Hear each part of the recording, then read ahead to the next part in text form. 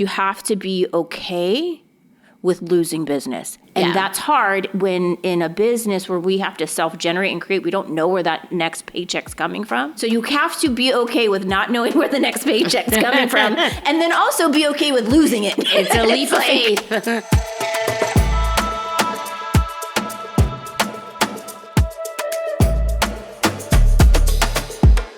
Welcome to Cabo. Yes. Welcome to the Viceroy. All right, so before we get into all of the things, why don't you tell everybody a little bit about yourself and then how you got into mortgage? Ooh. Well, I got into mortgage by chance. Mm-hmm. I had just recently got divorced and I needed to make real money, right? And so my girlfriend's like, you're good at this. I think you would be really good at doing mortgages. And so I applied at HSBC, Beneficial back in the day, 2006. It was subprime mortgages, and I got hired. Mm-hmm. Even like the manager was like, why should I take a chance on you? And I was like, because I know I could do it. All right. Well, that's very advantageous. This is a hard business to learn. Yeah. And I was like, no, I know I'm going to be good. Yeah. Okay. And then like the first month, I was like top producer, second month, whatever. And so the rest is history. Yeah. And it just became my passion. When did you decide to go out on your own? Ooh. After I got burned. I was going to say, and why? And why? After I got burned a couple of times, I felt like my male counterparts, I was always better than them. Mm-hmm. I had like a natural knack for like feeling people's like energy and getting to know them. And I knew how to navigate the mortgage industry within the emotional part of it. And a couple of times, like I've had people like not pay me for a paycheck. Oh, yeah. Right? You're like, I was supposed to get $13,000 and I got $2,000. I was like, what? Where's the rest of my money? Yeah. Not again. Yeah. But I knew that they would never do that to my male counterpart. Okay. Right? And so I was just like, okay, so I need to figure out how to do this on my own and not depend on anyone else. Yeah. And how to build my brand that's built on like love, compassion, and what's for the highest good of all. Yeah. That's sometimes hard in business, right? Because I mean, there's a lot of times like people are like, oh, well, whatever. And I'm like, listen, this is business. This is not the playground. Nobody is entitled to play like you do. Doesn't mean that we need to play dirty, but we need to know the other person may not, right? Yeah. So like, I'll protect all my bases. You always protect home. And I'm not going to put myself in a place where I'm acting out of integrity, authenticity, all that kind of stuff. Yeah. But also, I'm not expecting the other. There's some just like, they might screw you over. And so being able to protect home, yeah. Well, you learn how to play. Yeah. And I don't know if it's a New York thing.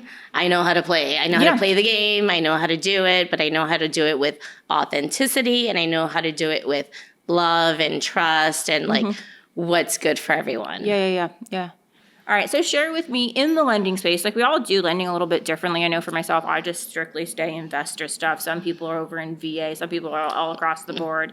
Share a little bit about your business and how it functions. My girlfriend called me like the loan whore. Like I literally do, hey, you have 20 acres of farmland. I got you. You don't have money for a down payment. Don't worry, I got you. Like I do it all. I don't know. I'm all across the board. Okay. And I've had to be that way recently within like the last 3 years with everything the way shifting. things is shifting, right? Yep. So I'm not going to turn away a loan. Yeah. Like we all need to. Yeah. Money is green. Yeah. Money is green. But I make it happen. I make it happen for everybody. Yeah. I don't know. Like. Do you get those calls where people are like, hey, I hear you're a miracle worker?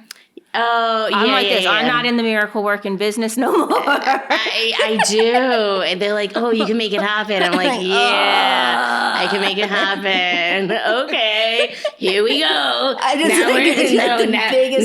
we're on the roller coaster. Yeah. And my poor like family and everybody's like, my best friend, Kimmy, who's my emotional support human.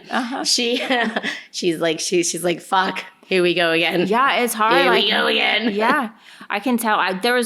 Now that I'm over in investor stuff by design, because they're easier, quote, loans. There's less documentation. It's really just property specific. The buyer's usually a lot better. They have down payment.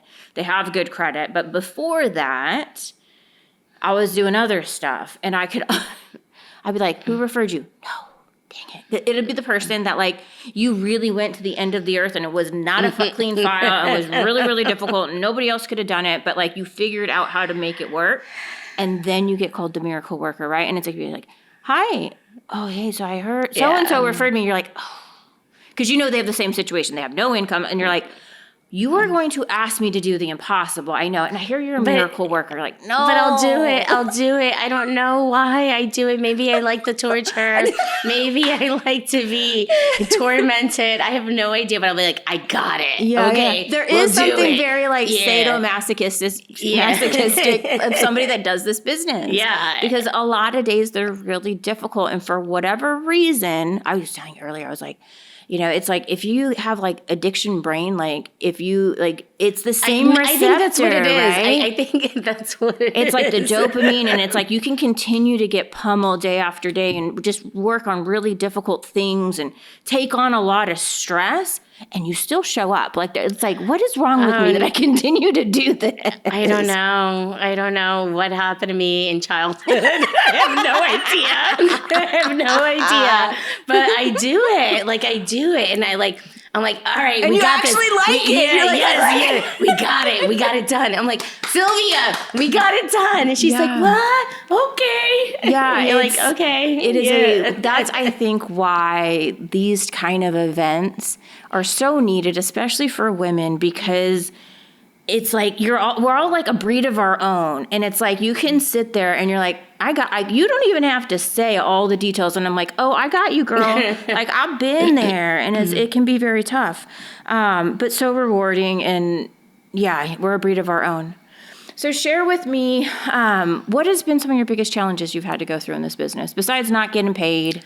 This is weird for me because I think with my background and without like divulging too much, and I don't want to overshare because I don't want to.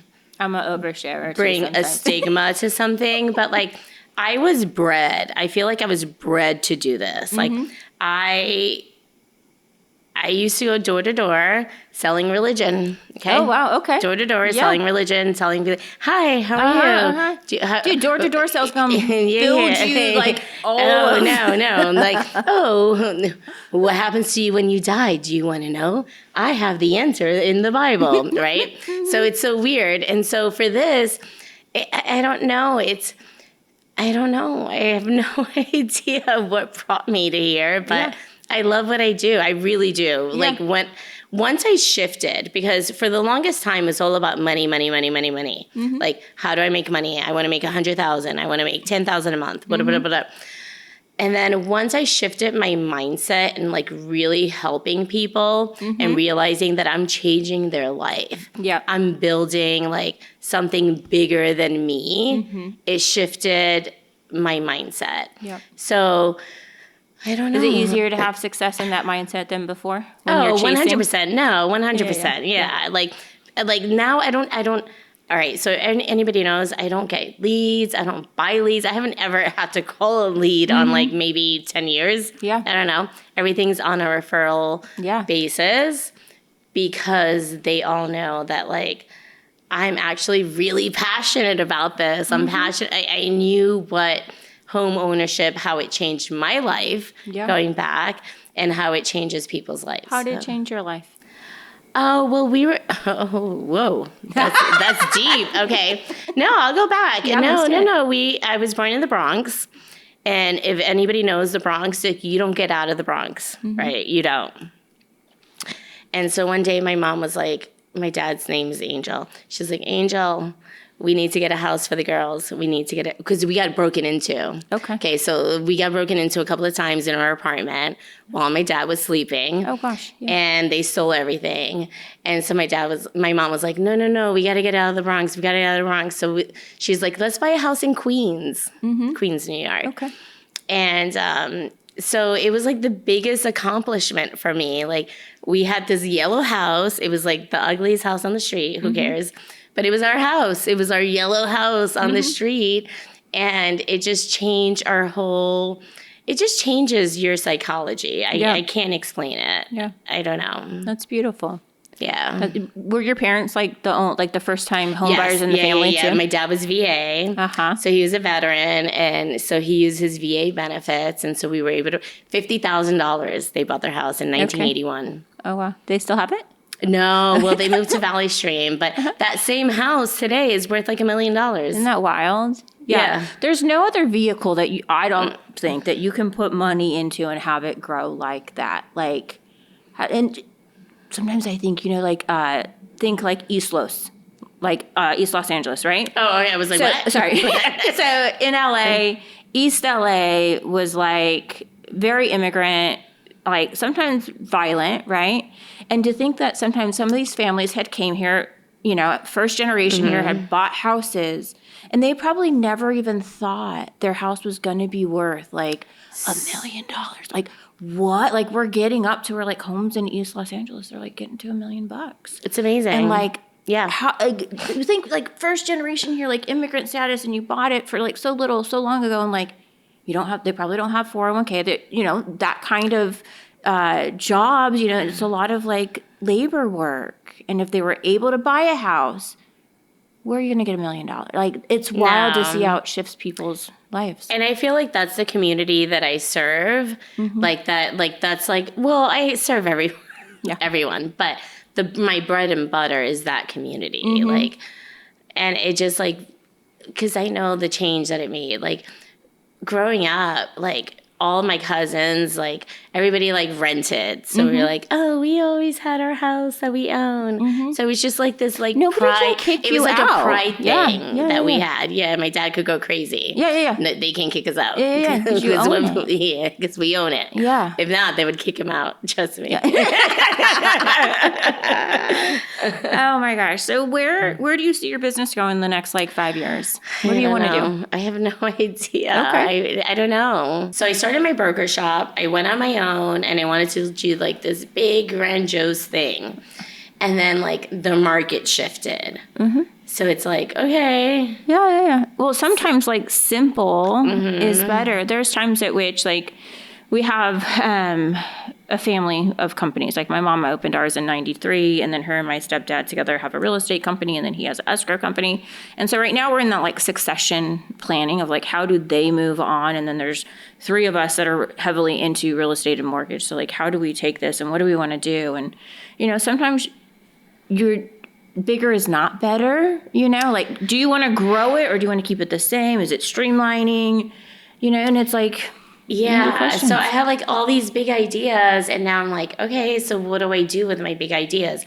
I just know that anything that I do moving forward has to have my vision and has to have like my moral compass, right? Because I've been in so many, like I don't know if you have, because you've been in the industry, but like I've been in so many businesses where it was just like Wolf of Wall Street. Yeah. Like I'm not doing anymore. Gross. Like that's just not what I'm about. Like no, I don't. Yeah, there's got to be a higher good for all in there, or it's not happening. Flying by the seat of my pants right now. Yeah. I'm a big flyer by the seat of my pants too. I mean, it's when you're in action, God can bring stuff into your life and like do the redirection. A lot of times we look at failure as like failure, but it's really redirection. Yeah. But that doesn't happen just sitting. So it's like we have to move and we have to kind of fly by the seat of our pants and let the path get let out in front of us and allow the failure to happen to redirect over here. And then like that's the blessing. We just don't know it when we're in it. Yeah. It's like the looking back. I'm the biggest person. Like, look, I will fail all day long. I mess up every single day, but every single day I become better. Yeah. Because you don't become better unless you mess up. Yeah. Right? Like, how do you know? Because you don't know until, like, you don't need, like, have you seen that graph sometimes? It's like the circle, and it's like, this is what you know, this is what you don't know, and then there's all this. And this is stuff that you don't even realize you don't even know it. And you have to go from not even knowing that you don't know to then honestly not knowing, and then, I had this one assistant that one day he was like, I just want to get to know all the guidelines so that I don't have to go through what you're going through. And I was like, good luck. Oh, good luck. Like now with like Get out. AI and like get out of here. The internet, like Yeah. I don't even know. Like we had email. I mean, we probably had internet and intranet, but I remember my first like job as an account executive. I was a funder before. And so I had learned like pre-underwriting and then ended up funding loans at my mom's friend's company. And then I was like, okay, I'm going to go I had a great opportunity to become an AE. And I was going to shadow this, like sales manager for 6 months. Which company? Impact. Oh, okay. So I was over at Impact for like years. And like shout out to all my friends over there that we met. Like that was like a family for me. And so anyways, I remember my first day at the job, they sat me down with like a guideline book and were like, here. And I was like, there was no, like, you couldn't like Google search, get keyword outta search, here. none of No. that, right? It was like reading it. And then finally it was like, I've learned how to get online and look at like all regs. And then you kind of started to understand, everything's like, you have the credit section and the income section, and they're all kind of formatted the same, which helps. But everything changes on a day-to-day basis, right? Yeah. So you don't know. Like Yeah. what you know today is obsolete tomorrow. Yeah. So, Things are like, shifting and changing. Yeah. One of my favorite parts of the job is like, I get to like, the ones that don't really work on paper, like this doesn't work on paper, but let me tell you a story, and like that, like balancing of risk and like, okay, this doesn't quite work, but if I can show compensating factors, if I can show and I can tell you a story, might be able to lend on that. And that was fun for me, then a lot That's of like what I cookie find commercial. fun for me too. Like, to be honest with you, it's like that part of it. Like, they don't fit, but I'll make them fit. I'll make it fit, right? I'm going to search, like there's sometimes I'm like, I'm going to find like the one, there's like this one sentence buried in the guideline that you find it and you're like, Got it. I mean, it's not exactly that, but if we take that same thought process and we put it over here, Yeah. we can lend on it, and like, it's so fun to find. I think that's the part where we were talking about like our brains and like showing up and getting beaten down a lot and then finding the win. Yes. Yeah, I love that. What have been some of your biggest lessons from the business? I would say my biggest lesson is I could fucking make it. I could do That's a whatever big the one. fuck I want. Yeah. And I could do it, and I don't give a fuck who the fuck you are. Sorry. Yeah, There's a lot of we're gonna fuckery go over there. here. A lot of fuckery over here. No, but I don't give a fuck. Like, I was always taught to play small, to be nice and cute. I'm like, no. Yeah. Nice and cute doesn't get you anywhere. Yeah. So 2 things on that. My mom, like, because I'll curse on my social media. My mom hates it. And I'm like, Mom, it's branding. She's like, no, it's horrible. It's a horrible representation of the company. And I'm like, no, but here's the deal. No, there's an injury my behind the word, clients, yeah. they don't mind it. They resonate with it. I actually had a client one time tell me, I trust you more because you're willing to lose business over the F word, right? And so Yeah. he's like, then I got you. And then I finally got to like 44. I was telling Michael earlier, I like got to 44 and I went and got 2 tattoos. One, there's an H here for my last name, and then I have a crown here with the girl's initial in the middle. And my mom was like, why would you do that? Because we grew up in a family like that was not allowed. You were not allowed to get tattoos because you couldn't get a job, right? Yeah. And No, it was like that's back in the day. I know, right? Yeah. My But mom like, it's had like a hard time. ingrained in you, Yeah. right? And so my mom's like, why would you do that? And I was like, I'm finally at a space in my life that I know I never need to work for somebody else. I can take care of myself. And there's so much power in knowing like, I'm going to be okay. I'm going to be okay. And that's underestimated. So, like, my parents were both, like, government workers. Like, my dad worked for the transit authority, and he worked for the subway system. He was on the third rail in New York. My mom was a government worker. She worked for, like, the VA, and they always had these government jobs 9 to 5. And I was like, that's like a form of slavery. Yeah. It really is. And I was like, my dad would always be like, do you have benefits? I was like, Dad, I'm okay. Yeah. I'm good. I'm okay. Yeah. I don't need the benefits. So it was just like seeing their lives. It was almost like the Truman Show, right? Like day in and day out, it was like the same thing.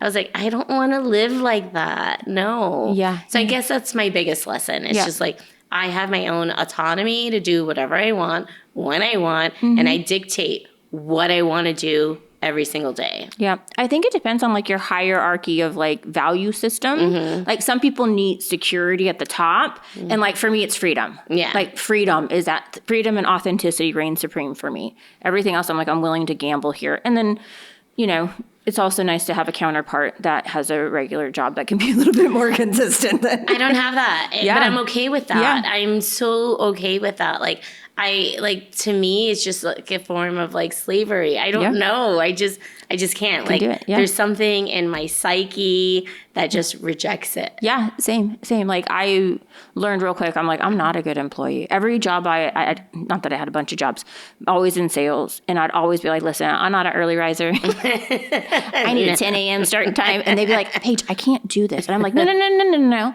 Like people are just talking. And I'm like, you tell those people when they can beat me, they can come in at 10 too. Because I like, yes, production. Like at the end of the day, none of this matters. What matters is end of line. If I'm beating you, I can come in when I want. And so, being able to like craft that. But I think you're either that kind of person or you're not. No, if you're not, like this business isn't for you, because it's going to chew you up and spit you up. This business is crazy. Yeah. Okay. So somebody wanted to go and I was like, okay, you got to be ready.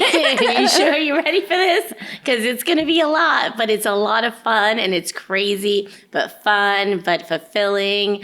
But you got to get ready for the ride because it's not easy. If it was easy, everybody would do it, right? Well, it's like your like nightmare file. You have like a nightmare file. And you're like, this is like the... I mean, we all have nightmare files like all the time, but is there one that sticks out? I have this one, and I can't put him on blast because...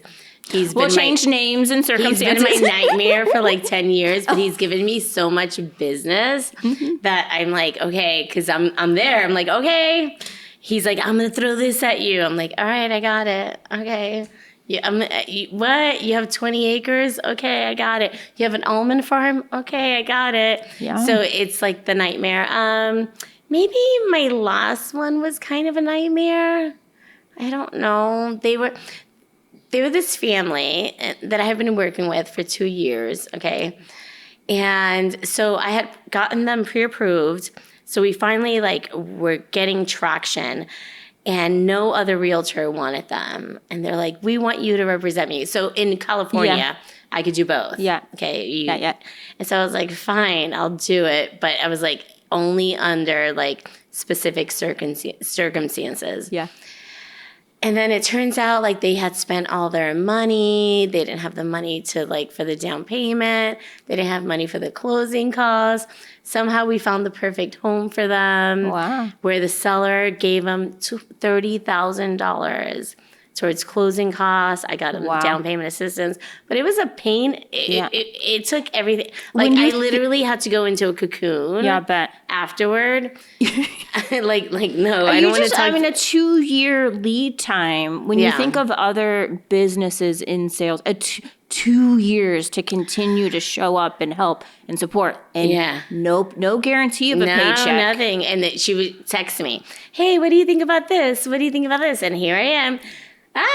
Okay, this is what I think, whatever. Yeah. And so whatever, we made it happen. They're homeowners. I'm excited. Like I said, I had to literally in April went into a cocoon after because it takes an emotional toll on you. Yeah. And I think it's different for other people. I don't know. For me, I give my heart and soul into every single thing that I do. Mm-hmm. So what do you do to balance / manage your energy? Work out. Okay. I love working out. Okay. I mean, it doesn't show, but I do. All right. I should have a better body than this, okay? But I love working out. Okay. I do. Spin. Okay. I will literally go into spin class and cry. It's a spiritual experience for me. Yeah, I sometimes cry during Legree. Yeah. Same, and it's real hard. Legree, I don't like. I love Legree. I don't like the little movements. Okay. So much. I love it. Hurts so much. It is very difficult. It's very difficult. I don't like it. And I had one instructor that was mean to me, and I was like, not coming back. Never again. What I was going to say, so I build my whole business. It's all, there's no business plan besides energy and does it feel good. And so I try to really manage with my clients too. Like now this past year, and thankfully business, it keeps showing up so I can continue to do this, but I stopped answering my phone. I won't answer. Everybody goes to voicemail. And then what I learned is that my clients call from cell phones. They all will text me after. And then if it's spam or just a random sales call, somebody trying to solicit me, they want me to go work for them, they want to sell me something, those ones usually are from handheld, like actual phones. They don't get the option to text. Yeah. So then they just go to voicemail. That's my voicemail. Like my preferred method of like, if you want me to answer, text me. Yeah. And I do that and I can manage. And then also there are some people, they're like energy suckers. I'm like, I love you, but you an energy suck and I will help you. And but we can't get on a phone call together. That's like my little doctor that I have. I won't get on a phone I've with you. done so many transactions for him, but he calls me all the time. And I love him. I love you. Yeah. Out there, if you ever see this podcast, I love you to death. But yeah. Yeah, I had to fire a client the other day. Pretty much fire. They had called me. And I had helped them a ton before. Typically, the place where they like to invest, price line is on the lower side. Like I have to like increase the minimum comp so that it's even something. I'm like, by the time this gets to me, this actually costs me money to do your loans. So anyways, I had helped him a handful of times. And then he came to me. He didn't like my cost. And I'm like, I don't cut comp anymore. I'm like, then there's somebody else out there that needs to help you. And that's fine. You know, if you want to send me what you got going on, I'll take a real quick look and tell you if they're taking you to the bank or not. This is going to be way too much. I'm sorry if this sounds bad. You all, I'm really sorry if this sounds bad. No, we're going to go. We've all been there. I have just my personality side. Very difficult for me to stay in conversation, in particular with, this is going to sound so bad, weak men. Like if you get spun easier than I get spun, it's jarring to my system. And so for him, everything's a big deal. And I'm like, this is not a big deal. And he was in a bind. He wanted me to do a HELOC last minute for him. And I was like, listen, go online, fill out the app. And he wanted to get on the phone. And I was like, no. He's like, and I'm like, I just need to know, when do you need to close? And he's like, that's why I need to talk to you. And I was like, no. This is not a phone call. Text me. I just need the answer. And then it was like this feeling of, you need a phone call. I don't need the phone call. I live in this every single day. And I was like, listen, you probably need to work with somebody else that has the capacity to take that energy on, because I don't. Because what'll happen is I'll get on the phone with you and I'm going to take your energy on, and that screws me for my other clients. And so it has been this whole thing about, how do I manage my own energy so I show up in my highest capacity for everybody. Yeah. And sometimes you got to let clients go because of it. Which is perfect. I mean, you're right. Like my friend, my best friend, she's like, you're like everybody's work wife. Mm-hmm. Like I'm like their like finance wife. Yeah. Like I have all these men that come at me and they're like, what about this? And what about that? And what about this? And what about that? And like, I don't know. It's a lot sometimes, right? Yeah. I can't do it. We have to have boundaries around. I think that's my biggest thing that I need to learn. And I'm learning, getting it, right? 18 years later, figuring it out. But big lesson for me is you have to be okay with losing business. And that's hard when in a business where we have to self-generate and create, we don't know where that next paycheck's coming from. So you have to be okay with not knowing where the next paycheck's coming from, and then also be okay with losing it. It's a leap of faith. And then knowing that you're, divinely being guided and led, and everything's happening for a reason, and the clients are coming. And that is a hard place to be. But once you can get to a place where you're like, I'm okay if I lose you, and I'm going to still show up in this, because this is what puts me in my highest and best capacity, so I can serve my clients in the best way. And it's okay if you need to work with somebody else. Yeah. So much peace. Yeah. So much peace. But yeah, that comes with time and age and doing it enough and all that kind of stuff. All right. Well, thank you so much for coming. No, I'm happy to be here. I hope you enjoy Cabo. Yes. It's beautiful. This is a different Cabo experience than I'm used to. Yeah. So you guys know where we're staying. We're on like the more zhuzhy, like, I don't want to say high, but not in the marina where you have like Cabo Well, Wabo yeah. and Well, like last time I came to Cabo, it was right before the it was during the pandemic. okay. And we're literally in Costco, and Trump announced, like, I'm closing the everything down. borders. Oh, Jesus. Yeah. So I was like, oh, fuck, we gotta get out. Like, Yeah, no. The marina closed. I was like, I gotta get out of here. I'm not trying to stay in. Yeah. I love Mexico. But I don't want to live here. I want to get back to my dogs and yeah. And so this is a way different experience. Yeah. Well, I hope you enjoy it. Yeah. And thank you for coming on today. Thank you. So guys, go follow all of our stuff on socials. You can catch us on LinkedIn, Instagram, Facebook. Come over to Facebook, join our Facebook group. I know. We got some amazing content in there. And then stay tuned for the next episode.